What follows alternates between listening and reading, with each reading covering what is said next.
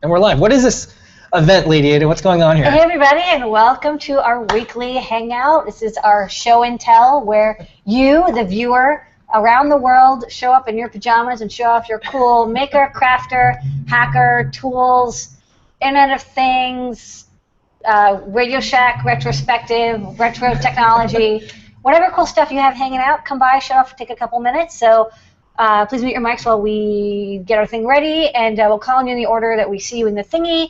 You know the drill, and then take 2 to 3 minutes to show off your project, and we'll be out of here at 7:55. Yeah. All right. First up, Tony from Adafruit Northwest. What you got this week? Hey, yeah, so I've got a couple quick things to show. Basically, I have a project that was on the Learn site last week, the Pro Trinket Power Meter, and I've hooked it up to something that's kind of interesting. So let me switch the cameras real quickly here.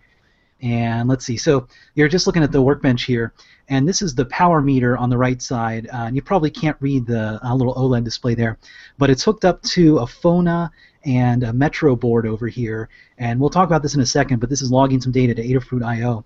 And it's just got a little battery here, and that power goes into the power meter here. So this is a Pro Trinket, the INA 219 current sensing breakout, and then a little OLED display.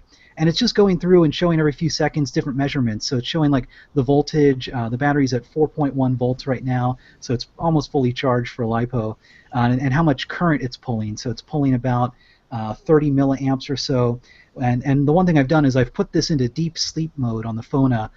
It'll sleep for about 10 seconds, wake up, take some measurements, and log them to Adafruit I/O. So this is kind of cool because it's actually just telling me how much power it's using. And the other thing that I'm logging is the milliamp hours of current that have been observed. And that's really useful because on the battery it actually tells you this is a 1200 milliamp hour battery. So it'll give you, 1.2 amps of current for an hour. And this will actually keep track on the power meter. It's telling me it's seen about 83 milliamp hours so far of current. So, and I've run this for maybe an hour, and it gives me a rough idea to know, okay, how long would this thing actually run if I left it to go on battery. So it's kind of cool, just a useful thing that you can hook it up to anything that pulls in current and measure it and watch, what the usage looks like. And then the other thing I've got it connected to, so this is a Fona and the Metro board, and the Fona Shield connected to it, and that's using the GPRS, the cellular modem there. It's using the Ting cell phone service, and that's sending data to Adafruit I/O. It's got a couple sensors here, so it has the DHT22 temperature and humidity sensor, and then the BMP 180, that's a Bosch pressure sensor.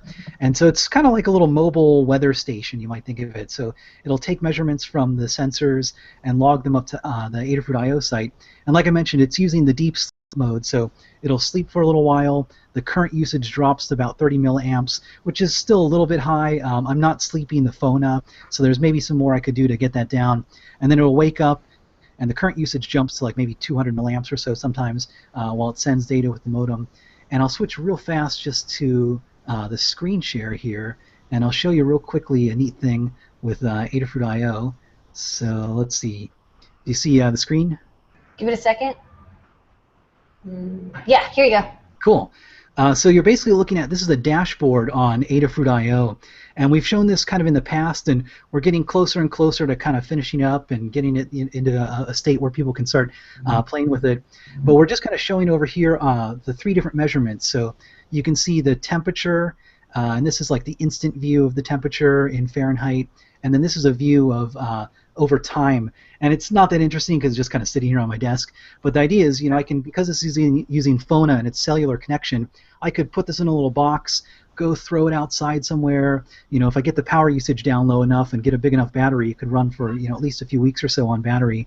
And it's just showing the different measurements here. So we've got humidity and pressure. And it's kind of a cool thing to just show how you can really easily build a dashboard. And using the libraries that we've just put together recently, this is actually using MQTT on the Arduino side to communicate to the Adafruit I/O service. So we've got a little library that'll come out pretty soon to help people out. So you can just use either the Fona, the CC3000, or even the ESP8266. All the really popular platforms for using Internet of Things devices, basically, to get data into Adafruit I/O. Okay, so, hey Tony, can you huff on the humidity sensor? Yeah, totally. Here, so let me go on. It was a good. Is this the first live huffing Internet of Things, Internet of Huffing? Now it only updates every 10 seconds. No, so you have to hop for 10 Yeah, seconds. yeah. So yeah, exactly. Yeah. all right, let's see if it updates. Live demos. I want you to do something where we could see how often often Carmen's in. Oh, look at this. Carmen's in there we the. go. Okay. Yeah. So I do You're have some. made of 81% water. Congratulations. Mostly bag of water. Good work. I do have some cat projects, so maybe stay tuned. You know, if you might see some more with that. Tony has a cat that sits in a box all the time, and I would actually like to check in and just know, and I want to graph like what times it's important for the cat to be in there. Right. Yeah. Box sensor, something like that. So. Yeah. All right. Okay. All right. Well, thank you so much, Tony. Good to know you're breathing. Thank you for the update, Tony. Awesome project. All right. Next up, we'll check in with Noah and Pedro. Noah and Pedro. Give us a quick update. Southeast. How's it going? Robot talk. Turn yourself into a speak and spell. Oh yeah. It should be good. Okay. Can you guys always start off like that? Daft Punk. You have to put the Daft Punk helmets on. Oh, The 3D God, I printed know, ones. right? And Yeah, that's like okay. Okay, no, So we're back though. It's you have to start doing that each time now. Like I'm I perfect. know. It's okay. I'll have it on the side ready. It's kind of always happening every week, so whatever. Yeah, so this week we launched the Link Shield. Yeah, so you can go along with the bamboo printed Can I hit it? Link sword. Right, it actually works. It will save you in time of need. Okay, and then we released the learning guide for the tiny little Pi Bretta, which is a tiny little palm top for Raspberry Pi. We see a little controlling of the printer. Show the hinges. Show that it's a real. Yeah. Foldable. That's just put the shield down. So you fold that up, and all the parts are modular right here, so you can actually take these and add it to your very own printed project. Okay. So pretty cool. And then Noah, you've been working on. Yeah, I would switch the camera, but I can't right now. So last week I showed a portable sort of Raspberry Pi, and Lamar, you're like, hey, you should really use the Kippa. And I did. So now it has the Kippa. It's a lot more power efficient. It's still thin and really cool. So this is another. It's a Pi tablet. Oh, kind of, yeah. You could get the touchscreen version and get that working. Okay. But this Why one's buy an more- X5? Just build your own. Yeah, of course. So a couple cool Raspberry Pis in the works. That's all we got. Awesome. Okay, Thank you so much for great. the update. And I'm gonna let everyone know. So we have a lot of people that play chess at Adafruit, and so we're resuming our chess project. So maybe next week you can start showing like the chess piece of the week that we've. Yeah, I was gonna say, do you still have that 3D scan of you and Lamar? So I don't have to like, model Lamar. Yeah. Which is what I left. I was off on hoping the it would front. look like the Lego Lamar, where it's all blocky. Yeah, I could. You'd have to scan the scan, but whatever. That's cool. Yeah, they didn't give us the file. They just scanned and then 3D printed it. So. All right. Anyways. Okay. So next up, we want. Next up, Jackson. Jackson, Hey, Jackson. unmute your mic and show us your blinking. Hello, friend. Hello. How are you? I'm doing pretty good. So my project is I designed a little light-up LED magnetic lapel pin. I have this guy I just touched my vest with a little magnet. And it's just one of the little... Hang on, let me turn it off for a second. Yeah, it's so bright. It's like you can't It's actually cool. see it. Yeah. It's using one of the NeoPixel gems that has little 7 LEDs. Got an Arduino Gemma controlling it. And in the middle there's a little 100 milliamp hour LiPo battery. And I just kind of strapped all this stuff together, put a little magnetic strip on the back, and I can just pin it to my lapel, assuming I don't lose the magnets. But yeah, and I have it set to just cycle through a bunch of rainbows, and I'm going to wear it to San Francisco Pride. Awesome. It's Excellent fabulous. project. Excellent. Okay. All right. The only thing that project's missing is an As Seen on the Show and Tell sticker. So make sure you email support@adafruit.com and you'll get an As Seen on the Show and Tell sticker. We'll send you out one. Okay. Definitely. Yay. Glory Pride is the best pride. All right. Next up, Mike. How's it going? Hey, Mike Barella. Unmute your mic and show us your project. Mike is the author of Getting Started with Trinket and completely shocked that I just called on him. I am. Can you hear me? Yeah, you sound Mike. great. So I've received a couple of your ESP8266 huzzahs. Can you see it? Let's see. Yep. Yes. Also There it is. Blinky. Blinky, yes, very blinky. And what I was really interested in is coding on this using the processor with no Arduino in between trying to figure out what kind of libraries I can get to run on this to make a lower cost internet connected thing. So I got one of the NeoPixel rings and threw some designs on it and got it working. A lot of people on the internet are asking if you guys are going to augment your library for NeoPixels with the 8266 code. I think we haven't gotten a pull request, but if we get one, yes. Well, until then, there's like a couple of third-party libraries that seem to be working okay. So if you can find one that works well, just email me or just merge it in because you have access to the GitHub repo. Mm-hmm. So okay, cool. Try not to delete everything. So you'll probably see more projects with the Huzzah and the 8266 as I try to find neat ways to use them. Okay. All right. Thanks so much, Mike. It's very good to see you, too. Thank you for coming on the show and tell. You get a limited show and tell stickers. I don't need to tell you. It's good to see you. We haven't seen you in a few months. Yeah. Well, I know. It's 1:30 in the morning here. I know. Okay. See, this is why we need that Internet of Things so that we can tell if the cat's in the box or not. Okay. That's a great cat. All right. Next up, Gregory, unmute your mic and show us your project. Hello again. Hi there. Hey. Hey, Lydia. Hey, Phil. How's it going? Good. Good. You guys hear me okay? Yep. Yeah. You sound great. Great. All right, so I'm excited for this project because this is a project I actually started and finished. You finished? It's still in progress. But I wanted, oh, you can't really see me, can you? I looked at like getting GoPros or contour cameras and whatnot, and I realized I have a bunch of pies laying around, so why not make my own? So that's what I did. I made a helmet cam here. So I've got a little pie box here with the camera, and you can't really see it, but the ribbon cable goes under the cover to an A+ back here. And I've got 2 buttons on here. One starts recording, one stops recording. And I'm especially proud of this one. I figured this one out. If you hold the stop recording button down for 10 seconds, it'll shut down the pie, too. That's pretty cool. So it just, oh yeah, and inside there, this little red thing, there's an LED. To let me know it turns on whenever it's recording, and it turns off when it's not. So it just pops on here. My this is fantastic.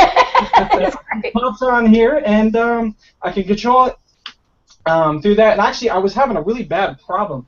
I have a USB microphone that I got for it as well. It's an omnidirectional microphone, and I have this really obnoxious sound with it.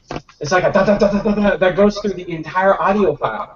And I've been trying to figure out what's wrong with it. I thought maybe it was power or whatnot, because I have it powered with the PowerBoost 500 and a LiPo, but I couldn't figure it out, and so I decided to go ahead and try it with a regular, because that's an A+. I decided to try it with a regular Raspberry Pi.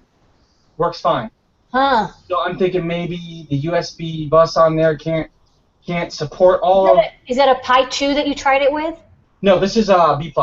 Yeah, okay. I know the Pi 2, they fixed up some audio stuff. Yeah, I don't know. It could be a USB thing. Who knows? I might have to try a Pi 2.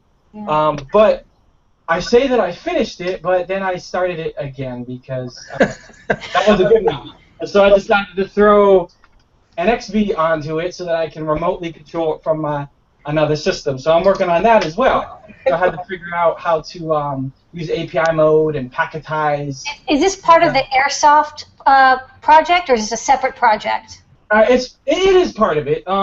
My little screen thing that I showed the first time, it connects back to that with XB. And by the way, I figured out how to get AES 256-bit encryption on those XBs too. So now nobody can read anything, even if they get my channel, they have to have my encryption key. So I'm very happy about that. All right. All right. Well, we'll see you next week, and email support@adafruit.com. The helmet looks bare without an as seen on the show and tell sticker, so it's the only thing that I saw missing in it. All right. Well, thank you so much, Barry. Real quick, I want to ask a question. That sticker, is it okay if I have it turned into a sewn patch? Because I want to patch it to open source hardware patch on the back of my backpack that contains the GPS module, and I'm going to have one that I can actually sew on. You can turn it into a patch. You can turn it into a bat signal, whatever you want. Do whatever you want to It's do. totally okay. All right, great. Thanks, guys. I think that's a new Creative Commons license. Can turn into bat signal. I'll ask Lawrence Lessing if that's okay later. All right. Next up, Great. Arcturus. Arcturus. Hi again. Hello. Is your audio working today? I think Yeah. Yeah. All right. Awesome. Show us your project. We got to go speed round now, but we'll make it. so. Same project as last time. This time we've got audio. So it was a costume for a trapeze performance, a wearable tech thing that was happening in Toronto a couple weeks back. Basically showing wearable tech is more than a smartwatch. So everything on here is laser cut, CAD designed, and as it worked out, there's the sound reactive drum thing dropped like just as I was working on this, so it was like perfect handy code right there. Change a few numbers and get the bill. That's great. And interesting little thing on that, I used the little bit magnetic connector. Get you on here. Neat. Okay. To make it so it like snaps and then. Yeah, That's a good idea. Yeah. Yeah, just as a little quick connect on light because it's ideal, power, ground, and data. Yeah. Okay. Yeah, I think people were asking if they just sell the connectors. They're like, no, you gotta get the bits. But you can get the extension cable. Yeah. And then you can like cut it and Yeah. use it. Okay, that's they cool. don't sell the connectors. You just go set up on their dev program and buy the connectors. Okay, that's a power tip. Now we know. I'm gonna buy a bunch of connectors now. Okay. Okay. All right. Well, thank you so much. As always, of course, email support@adafruit.com and you get an as seen on the show and tell sticker. We're going next up to Richard. Richard? Hey, How's it going? Hey guys, so I've got a few things. I know we're running short on time here, but so first of all, I'm going to be competing in the Power Tool Drag Race at the Georgetown Carnival on Saturday. So Okay. very dangerous. I'm retiring one of my old grinders, and so I tried to do a gear drive, but I couldn't weld the gears on perfectly straight, so this will be a direct drive, a pretty deadly piece of machinery there. Yep. Wear a helmet. Like that'll help. Yeah. Well, I'm trying to construct a flamethrower for it as well, so I can blast my. That was missing. When you held that up, I was like, you know, if it just We had didn't want to say anything. I didn't want to hurt your feelings. So I also just started this not too long ago. So I was printing these 3D printing these Raven skulls That's nice. with our new 3D printer, and someone pointed out that in the new Mad Max movie, someone had this bobblehead of a Raven's head. So I've printed it out really high quality and thrown this together, and now I have another one encased in silicon, which I just poured a few hours ago. And I'm actually going to be using some quick resin to cast a whole bunch of these and probably sell a whole bunch of these on the Etsy store before people really catch on. Okay. That's great. And then finally, I have the awesome bag. Yeah. Pretty much all constructed. So sounds like my water bottle fell out. But as you can see, the solar panel is right there. It's got the 6600 milliamp hour LiPo battery, the flexible solar charger, as well as the Power Boost 1000 in it. And yeah, it pretty much works. I can show you it's got power running through it right now. If I just plug that LED in there, you can see that lights up. All right. You're ready to go into the sun. Actually, this would be very handy if you were in like the Mad Max universe. It's very hot and sunny, so you'd be Solar Town. Yeah, I got my place for my water bottle, and I got my solar power, and I'm all set. All right. Well, we'll see you in Valhalla. Is that what they say at the end or something? Email support@adafruit.com if you want to add another sticker to the bag.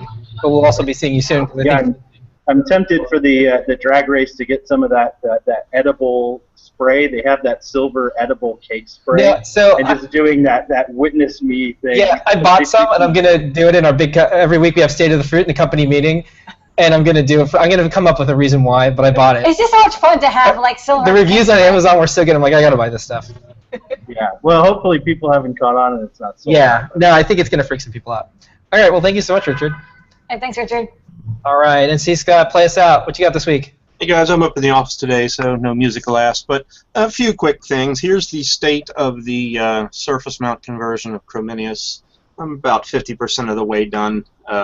That's just with converting everything over. Then I'm probably going to spend just as much time proofing it, because I'm kind of OCD about trace distances and alignment and whatnot.